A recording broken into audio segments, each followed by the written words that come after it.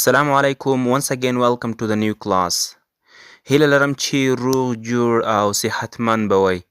یو ځل بیا هر کله درته وایم په دې نوي مهمه او ضروري ویډیو کې او ډېر مو منندوی یم په دې چې تاسو زموږ ویډیوګانې لایک کوئ او هم یې د نورو دوستانو سره شیر کوئ او همدا ډول زموږ درسونه تعقیبوئ.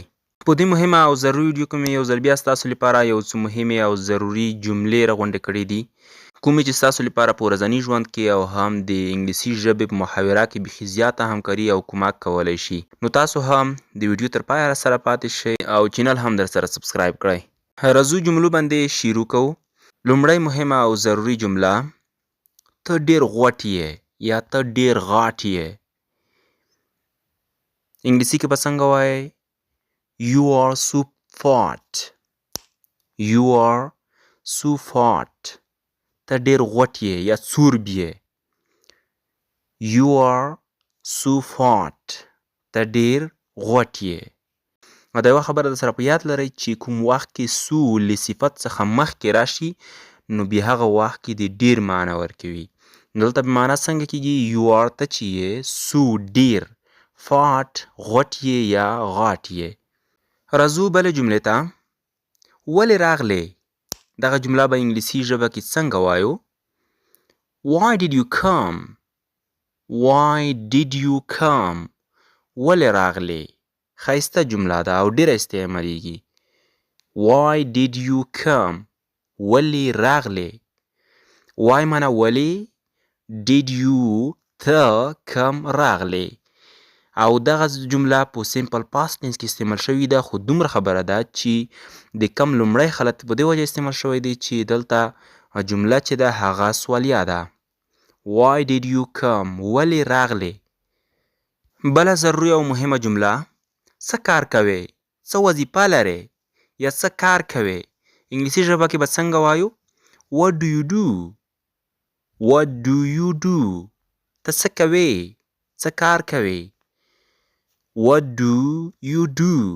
ته څه کار کوې. ګران دوستانو دغه ځای کې اوله ډو چې ده دغه auxiliary verb ده د present tense او دوهمه ډو چې ده هغه د کولو یا د کار کولو په معنا سره ده.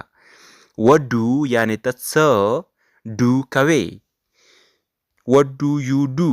ته څه کوې، څه کار کوې. بله جمله، پلار دې څوک دی؟ له یو چا څخه پوښتنه کوې. یو خو دا پوښتنه ده چې د پلار دې څه نومیږي او یو داسې دی چې پلار دې څوک دی. نو انګلیسي ژبه کې به څنګه وایې؟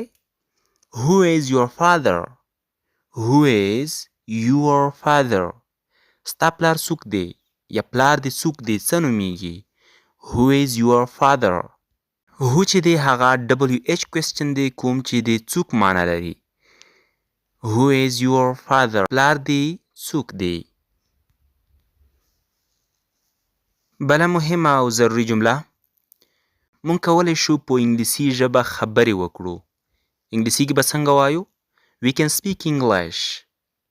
We can speak English.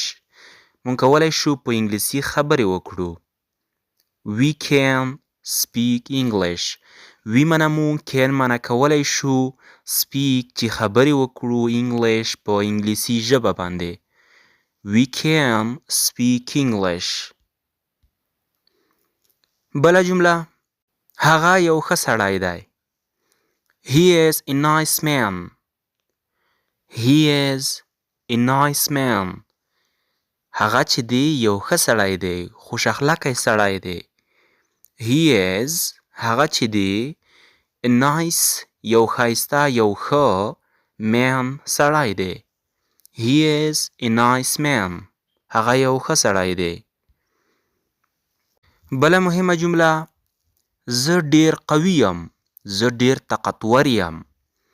I'm so strong. I'm so strong. زه ډېر قوي او یا ډېر طاقتور یم.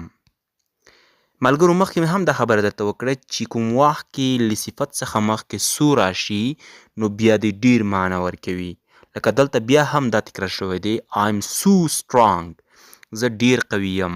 strong چې دی د خپله صفت دی چې د قوي او د طاقتور معنا لري. او سو چې دی دلته مخکې ورڅخه راغلی دی نو ځکه بیا د ډیر معنا ورکوي. I'm زه چې یم سو ډیر strong طاقتور یا قوي یم. I'm so strong. بله ضروري او مهمه جمله ده. ده ته زنګ وکړه. یو چا څخه درخواست کوي، یو چا ته درخواست کوي چې ده ته زنګ وکړه. نو انګلیسي کې به څه ورته وایې؟ Please call him.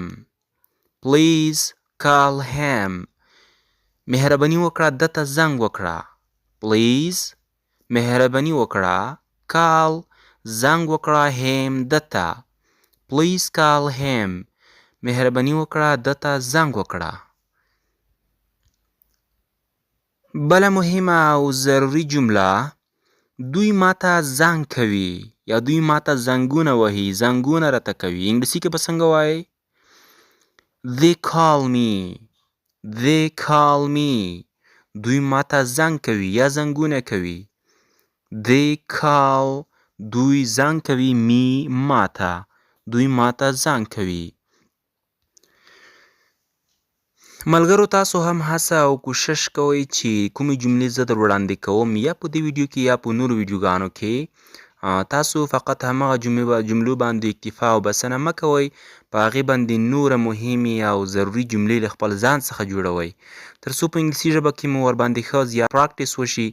او بله خبره ده چې هغه جملې تاسو د یو سټرکچر په شکل استعمالوئ، نو دا به ستاسو لپاره ډیره مفیده او ګټوره خبره وي. نو بیا هم که چېرته تاسو کوم سوال او پوښتنه لرئ نو کولی شئ ما سره یې په کمنټ کې شریکه کړئ او زه به انشاءالله یا کمنټ کې ځواب درکوم او یا که کمنټ کې نه وه نو مهمه خبره بیا په هغې باندې زه یوه مستقله ویډیو درته جوړوم تر څو هغه نور دوستان هم ورباندې خبر شي. او ډیر مو منندوی یم چې زموږ ویډیوګانې تاسو تعقیبوئ او خدای دې وکړي چې ستاسو لپاره مفیده تمامیږي او یو څه ورڅخه زده کوئ هم. نو دغه وې یو څه مهمې او ضروري جملې چې په دا ویډیو کې مې درته راټوله کړي وې. د بلې ویډیو لپاره ما ته اجازه راکړئ او زموږ سره پاتې شئ، زموږ درسونه تعقیب کړئ. د اوس لپاره مو په پاک رب سپارم او ښه وخت ولرئ.